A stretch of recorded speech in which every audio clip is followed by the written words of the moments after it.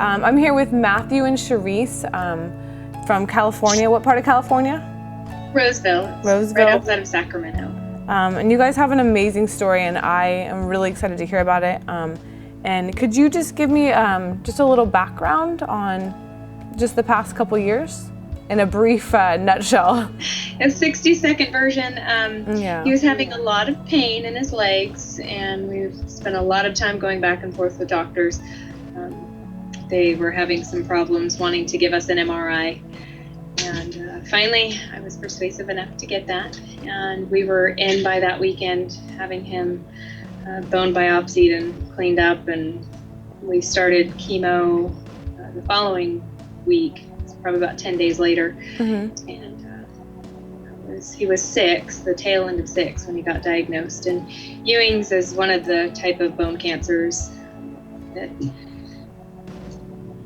it doesn't usually show up or get diagnosed until rather late, where there's been a break in the bone and it's already to the marrow. But is that because it's such a rare cancer that they just don't even consider it as? A lot of doctors think that it's a growing pain or just some sort of sports injury. Mm-hmm. Because the pain comes and goes. It's not a all the time thing, and usually it starts to rot out the bone and the muscle around it, and the bone finally breaks, and that's usually when they find it, and by then it's pretty late. Mm-hmm. We got his, it hadn't gone to his marrow yet. They had about 1 millimeter to save his leg, and they couldn't even guarantee us at that surgery that they would not be taking it 2 weeks later. So wow. They let that be up to him. And they had clean margins, so it was. And when was that? That surgery was May 12th, 2010. Okay. He hung out in the cast for 29 weeks. So he was in it till I think December 3rd. Okay.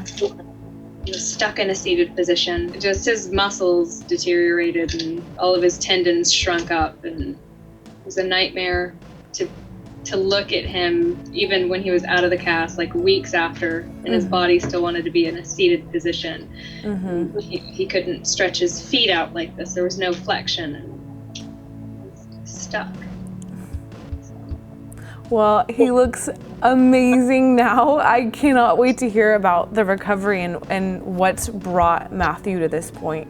Positive part, mm-hmm. When we finally got clearance to go into physical therapy and start using a walker and putting weight on his foot, it's just we didn't go anywhere for about 3 weeks. Mm-hmm. There was no progress at any of those. I mean, we were going 2 and 3 times a week to physical therapy. There was nothing happening. There was maybe a degree in range of motion. And mm-hmm. then I had used, before he had his leg fixed, I was using the massage ball and stuff on his leg when he was in the hospital, just because he's not got all of his quad muscle and all of his hamstring. He's got about 2/3 of each, just because the cancer kind of rotted away that muscle. Mm-hmm. So we had to work on that before they put him back together, and then they were like, hey, after we put him back together, we don't know what he's going to do.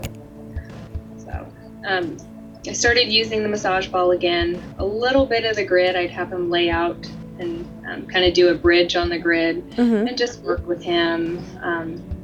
He really likes the quad baller because I was able to actually roll that up the back of both of his legs. Really? He laid on his tummy. And then, just all of a sudden, instead of being stuck at like this angle with his knees, mm-hmm. he finally was, like boom, all of a sudden there was just a huge gain. When you were working with him with the TriggerPoint? Yeah. Can I ask you, when were you introduced to the TriggerPoint tools? It was right after his first surgery. My husband and I just needed a break to go out, and we actually just went out to the Fleet Feet that's across from the hospital, and we're looking at stuff, and I was like, oh, that's a really cool massage ball. Like, it's not hard like a lacrosse ball. It's mm-hmm. a little bit soft. Mm-hmm. I wonder if this would be something that I can massage his feet and his legs with. And mm-hmm. took it back to him that night, and he slept with it in his bed. So that's when the relationship began. Yeah, he's like, oh yes, I want that ball near me all the time. So yeah, that's really cool. And that when did he start CrossFit? When did that begin? Like the whole process into getting physically active again. I actually started CrossFit first. I think it was in May or April of last year. And at that point, we had a CrossFit Kids at the location I was working out at. And he did 2 classes that week. And he used to do this thing where his feet, he didn't have a full stride. His right foot would stop at his left foot, kind of like a wedding march. He would right foot, left foot, right foot, left foot. And he had his walker. He was about 80% dependent on it all the time, unless he was home and can like really grab onto a wall or something like that, or support himself somehow. And after that second class, I had noticed on the walk out to the car that he wasn't stopping his right foot at his left foot anymore. I was like, oh my gosh, he's got a stride. And I was at a function with one of our sergeants, and he asked me how old Matthew was. I said, oh, he's 8 now. And he goes, oh, do you feel comfortable introducing him to like CrossFit Kids? We can scale the workouts for him. Is there anything he shouldn't be doing? And I was like, oh, actually, he's done it. He's worked out twice with us. Oh, okay. So I started taking him to the Roseville Police Activities League, and it was, he had difficult moments. I mean, still, sometimes he's like, I don't want to do a box jump. I do that too, so Matthew, I'm with you. I did box jumps today, so I feel his pain. So, we realized that it was really starting to work. It actually took until about 2 weeks ago to get the full range of motion back into his right leg, because he had about a 6-degree bend. So he's at full range now? He's at full range. That's now. Awesome. It took a little over a year. We didn't start doing physical therapy till latter part of January last year. So, oh, wow. And then the last Monday in January, his physical therapist said, you are officially graduated from me. You do not need to come anymore. That's awesome. Well, I can't imagine how strong physically and mentally Matthew is and will be for the rest of his life. Yep. Yeah, he's good. Hey you. So what are and right now, like how often do you guys use the tools? Does Matthew still use it just at home or during CrossFit? And you too, do you, I'm guessing you use it too. Every day. Yeah. Yeah, I keep the ball in my purse, and I do some mobility work, lower mid back, and sometimes piriformis, hamstrings, sometimes even the bottom of my feet at work. That's awesome. Well, Matthew, what are your goals? Do you have some CrossFit goals or some swimming goals this year? I don't know. Pull-ups. Is there like a skill that you've been wanting to get, like a box jump, or is there something you've been working on recently? I've been working on pull-ups. Pull-ups? Very cool. Are you learning the kip? Yeah. Yeah.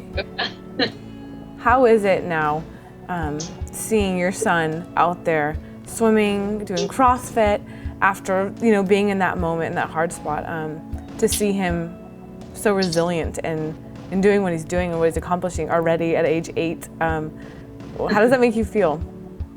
It was all worth it.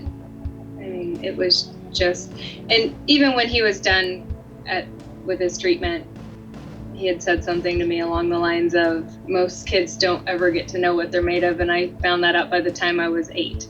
Honestly, like, that blows me away. I mean, it's amazing, like, when you're going through hardships like that, and what good can come out of it. But it sounds like he has recognized, so much, and it sounds like he's gonna do amazing things, and that's really cool.